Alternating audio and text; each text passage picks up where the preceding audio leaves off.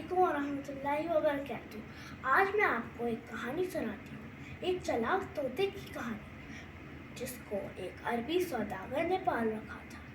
वो बहुत ही खूबसूरत और मीठी आवाज़ वाला था। क्योंकि सौदागर परिंदों की बोली जानता था, अपने तोते से मीठी मीठी बातें किया करता।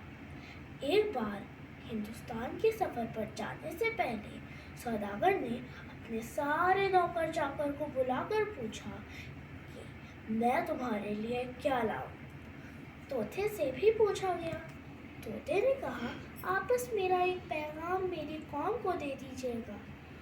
उनसे कहिएगा मैं परदेश में हूँ और आपको और अपने वतन को याद करता हूँ।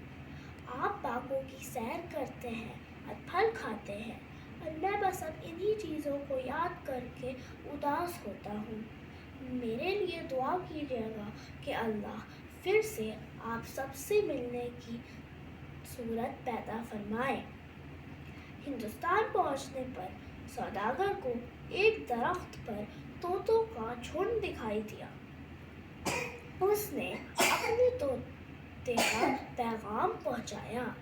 पैगाम सुनते ही एक तोता दरख्त से गिरा और ठंडा पड़ गया। सौदागर को बहुत रंज हुआ कि उसने ये पैगाम क्यों पहुँचाया।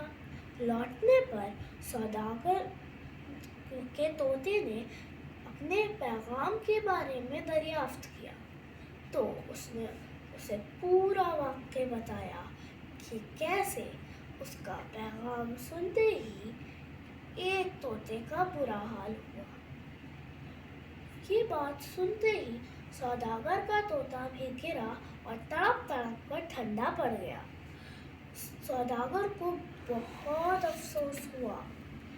उसने अपने तोते को मरा हुआ समझकर पिंजरे से निकाला और बाहर फेंक दिया। बाहर आते ही तोता उड़ा और एक दरख्त की टहनी पर जा बैठा।